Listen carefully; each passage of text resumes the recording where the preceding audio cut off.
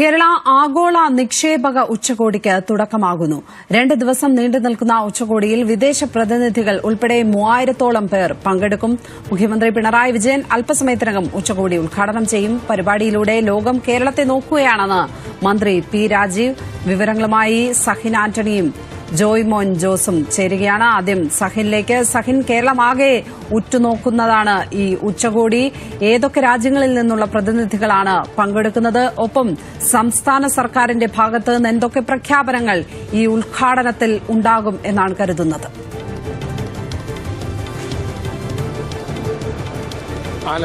ലക്ഷ്മി സൂചിപ്പിച്ചതുപോലെ തന്നെ കേരളം ആകെ ഉറ്റുനോക്കുന്ന ഒരു ഉച്ചകോടി. ലോകം മുഴുവൻ ഈ ഉച്ചകോടിയിലേക്ക് വരുന്നു എന്നുള്ളതാണ് പ്രത്യേകത എന്ന് പറയുന്നത്. 26 രാജ്യങ്ങളിൽ നിന്നുള്ള പ്രതിനിധികൾ, 3000-ഓളം പ്രതിനിധികൾ ഉച്ചകോടി ുണ്ട്. മാത്രമല്ല മുൻപാണ് മുഖ്യമന്ത്രിയും ഒപ്പം തന്നെ കേന്ദ്രമന്ത്രി പീയൂഷ് ഗോയൽ അടക്കമുള്ള ആളുകൾ ഇങ്ങോട്ടേക്ക് എത്തിയത്. അല്പനേരത്തിനുള്ളിൽ തന്നെ ഈ ഉച്ചകോടി ഉദ്ഘാടനം ചെയ്യും. ഇന്നും നാളെയുമായി കൊച്ചിയിൽ നടക്കുന്ന ഉച്ചകോടിയിൽ 26 രാജ്യങ്ങളിൽ നിന്നും 3000-ഓളം പ്രതിനിധികൾ പങ്കെടുക്കുമ്പോൾ അത് കേരളത്തിലേക്ക് വലിയ നിക്ഷേപം കൊണ്ടുവരുമെന്നുള്ള ഒരു പ്രതീക്ഷ തന്നെയാണ് മന്ത്രി പി രാജീവ് അടക്കമുള്ളവർ വെച്ചു പുലർത്തുന്നതും. 1 ലക്ഷം കോടി രൂപയുടെ നിക്ഷേപമാണ് നമ്മൾ പ്രതീക്ഷിക്കുന്നത്. 26 മേഖലകളിൽ നിന്നായി, അത് പ്രധാനപ്പെട്ട 5 മേഖലകളായി തിരിക്കുന്നുണ്ട്. അങ്ങനെ ആ മേഖലകളിൽ നിന്നായി കൂടുതൽ നിക്ഷേപം എത്തിക്കാൻ കഴിയും. പ്രത്യേകിച്ചും വിഴിഞ്ഞം പദ്ധതി അടക്കമുള്ള ലോജിസ്റ്റിക്സ് അടക്കമുള്ളവയ്ക്ക് വലിയ നിക്ഷേപം കൊണ്ടുവരാൻ കഴിയുമെന്നുള്ളൊരു പ്രതീക്ഷയാണ് സംസ്ഥാനത്തിന് ആകമാനമുള്ളത്. എന്തായാലും ഉച്ചകോടിയുടെ രജിസ്ട്രേഷനൊക്കെ ആരംഭിച്ചു കഴിഞ്ഞിരിക്കുന്നു. അല്പനേരത്തിനുള്ളിൽ തന്നെ ഉദ്ഘാടനം നിർവഹിക്കും. അതിനുശേഷം പല സെഗ്മെന്റുകളിലേക്ക് കാര്യങ്ങൾ കടക്കുമെന്നുള്ളതാണ്. മന്ത്രി പി രാജീവാണ് ഇവിടെ എത്തുന്ന ഓരോ പ്രതിനിധികളെയും ഒപ്പം തന്നെ മന്ത്രിമാരടക്കമുള്ളവരെ ഇങ്ങോട്ടേക്ക് ക്ഷണിച്ചു കൊണ്ടുവരുന്നത്. മാത്രമല്ല ജില്ലാ കളക്ടർ അടക്കമുള്ള ആളുകളുണ്ട്. അല്പനേരം മുൻപാണ് മുഖ്യമന്ത്രിയും ഈ പരിപാടിയുടെ ഭാഗമാകുന്നതിന് വേണ്ടി ഇങ്ങോട്ടേക്ക് എത്തിയത്. പ്രതിപക്ഷ നേതാവും എത്തിയിട്ടുണ്ട്. കേന്ദ്രമന്ത്രി പീയൂഷ് ഗോയൽ അടക്കമുള്ള ആളുകൾ എത്തിയിരിക്കുന്നു. നമ്മുടെ നാട്ടിൽ ഇത്തവണ മന്ത്രി പറയുന്ന, അതായത് പി രാജീവ് പറയുന്ന ഒരു കാര്യമുണ്ട്. ഇത്തവണ ഉണ്ടാകുന്ന കരാറുകളെല്ലാം തന്നെ ഒരു നിക്ഷേപമായി മാറ്റാൻ സംസ്ഥാനത്തിന് കഴിയുമെന്നുള്ളൊരു പ്രതീക്ഷ അദ്ദേഹം വെച്ചു പുലർത്തുന്നു. ഒപ്പം തന്നെ 26 രാജ്യങ്ങളിൽ നിന്നുള്ള നയതന്ത്ര പ്രതിനിധികൾ ഉച്ചകോടിക്ക് എത്തുന്നുണ്ട്. 3 രാജ്യങ്ങളിൽ നിന്നും മന്ത്രിതല സമിതികളും വരുന്നുണ്ട് എന്നുള്ളതാണ്. 10ഓളം വകുപ്പുകൾ, പ്രത്യേകിച്ചും PPP മാതൃകയിൽ തന്നെയാണ് ഈ 10ഓളം വകുപ്പുകൾ ചേർന്നുകൊണ്ട് ഈ പരിപാടി ഒരു വിജയകരമാക്കുന്നതിന് വേണ്ടി പ്രവർത്തിച്ചുകൊണ്ടിരിക്കുന്നത്. മുഖ്യമന്ത്രി സ്ഥലത്തുള്ളത് കൊണ്ട് തന്നെ ഈ വരുന്ന നിക്ഷേപങ്ങളൊക്കെ പെട്ടെന്ന് അതൊരു വ്യവസായമാക്കി മാറ്റാൻ കഴിയും, അല്ലെങ്കിൽ ആ നിക്ഷേപങ്ങളൊക്കെ വലിയ വിജയമാക്കി മാറ്റാൻ കഴിയുമെന്നുള്ളൊരു പ്രതീക്ഷ തന്നെയാണ് വെച്ചു പുലർത്തുന്നതും. മാത്രമല്ല വകുപ്പ് സെക്രട്ടറിമാരെല്ലാവരും തന്നെ കൊച്ചിയിലുണ്ട്. ഇന്നും നാളെയും കൊച്ചി തന്നെയായിരിക്കും കേരളത്തിന്റെ തലസ്ഥാനമായി പ്രവർത്തിക്കേണ്ടി വരിക. കാരണം മുഖ്യമന്ത്രി അടക്കമുള്ള ആളുകൾ, മറ്റു മന്ത്രിമാരെല്ലാവരും തന്നെ ഇങ്ങോട്ടേക്കുണ്ട്.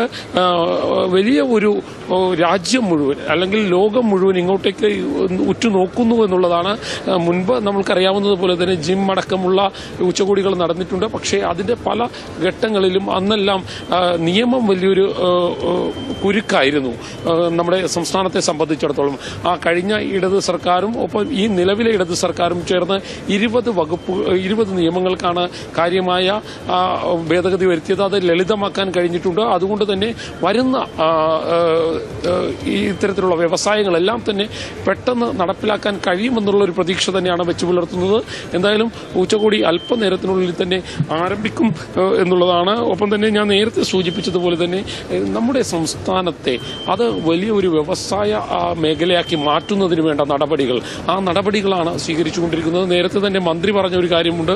നമ്മുടെ വീട്ടിൽ കുഴപ്പങ്ങളുണ്ടെങ്കിൽ അത് വീട്ടിൽ പറഞ്ഞു തീർക്കേണ്ടതാണ്, അതിപ്പോഴല്ല സംസാരിക്കേണ്ടത് എന്നുള്ളത്. അതുപോലെ തന്നെയാണ് പ്രതിപക്ഷ നേതാവ് അടക്കമുള്ള ആളുകൾ ഈ പരിപാടിയുടെ ഭാഗമാകാൻ എത്തിയിരിക്കുന്നു. പ്രതിപക്ഷ നേതാവിനോട് എങ്ങനെയാണ് പരിപാടി വിജയമല്ലേ എന്നുള്ളൊരു ചോദ്യത്തിന് അദ്ദേഹം പറഞ്ഞ മറുപടി വിജയമാകട്ടെ എന്നുള്ളതായിരുന്നു.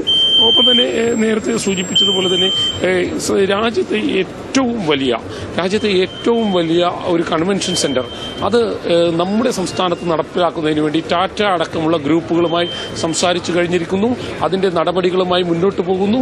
അത് ഈ ഉച്ചകോടിയുടെ ഭാഗമായിട്ടാണ് ഈ ടാറ്റ അടക്കമുള്ള ഗ്രൂപ്പുകളുമായി സംസാരിക്കാൻ കഴിഞ്ഞതും രാജ്യത്തെ വലിയ കൺവെൻഷൻ സെന്ററുകൾ നമ്മുടെ നാട്ടിലേക്ക് കൊണ്ടുവരാൻ കഴിയുന്നതും.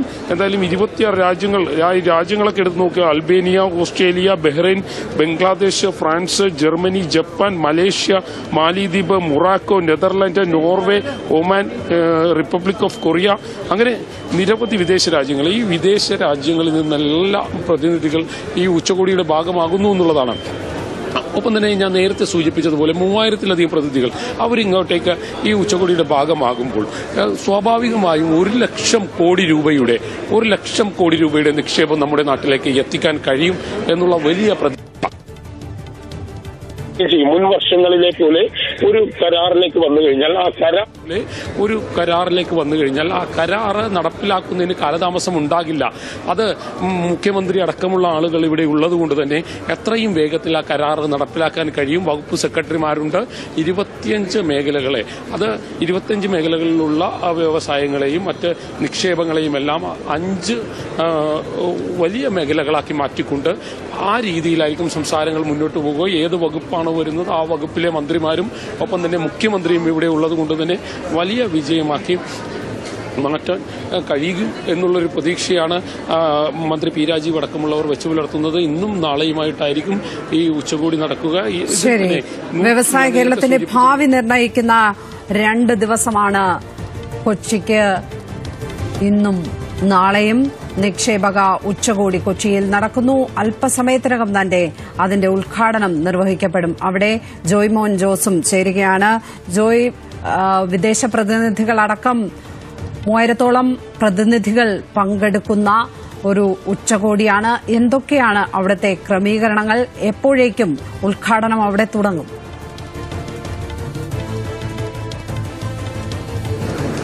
ലക്ഷ്മി പത്മ, അതായത് നിശ്ചയിച്ചു വെച്ചേക്കുന്നത് ഇന്ന് 10 മണിയോടുകൂടി ഉദ്ഘാടന കർമ്മം നിർവഹിക്കും.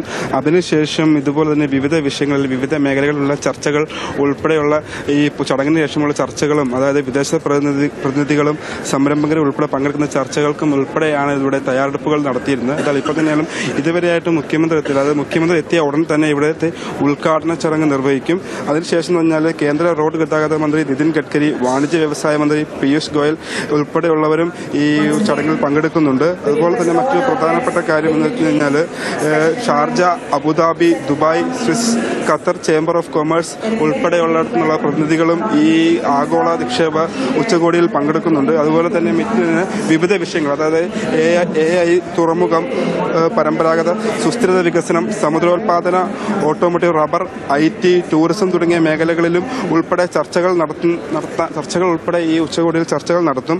അതുപോലെ തന്നെ 30 സെഷനുകളും 200-ലേറെ പ്രഭാഷകരും ഉൾപ്പെടെയുള്ളവർ ഈ ഉച്ചകോടിയിൽ പങ്കെടുക്കുമെന്നാണ് നമുക്ക് അറിയാൻ സാധിക്കുന്നത്. ലക്ഷ്മി പത്മ. ജോയ് മോൻ ജോസാണ് വിവരങ്ങൾ പങ്കുവച്ചത്. അല്പസമയത്തിനകം തന്നെ ഉച്ചകോടി അവിടെ ഉദ്ഘാടനം ചെയ്യപ്പെടും. 3000-ഓളം പ്രതിനിധികളാണ് വിദേശ രാജ്യങ്ങളിൽ നിന്നടക്കം ഉച്ചകോടിയിൽ, കൊച്ചിയിൽ നടക്കുന്ന ഈ ഉച്ചകോടിയിൽ പങ്കെടുക്കുന്നത്. പല കാര്യങ്ങളിലും സർക്കാരുമായി അഭിപ്രായ വ്യത്യാസം ഉണ്ടെങ്കിലും പ്രതിപക്ഷവും സജീവമായി തന്നെ ഉച്ചകോടിയിൽ പങ്കാളികൾ ആകുന്നുണ്ട്. വിശദാംശങ്ങൾ നൽകുകയായിരുന്നു സഹിൻ ആന്റണിയും ജോയ് മോൻ ജോസും. പാലക്കാട് എലപ്പുള്ളിയിലെ മദ്യനിർമ്മാണശാല സ്ഥാപിക്കുന്നതിൽ ജില്ലയിൽ എതിർപ്പ് ശക്തമാകുന്നു.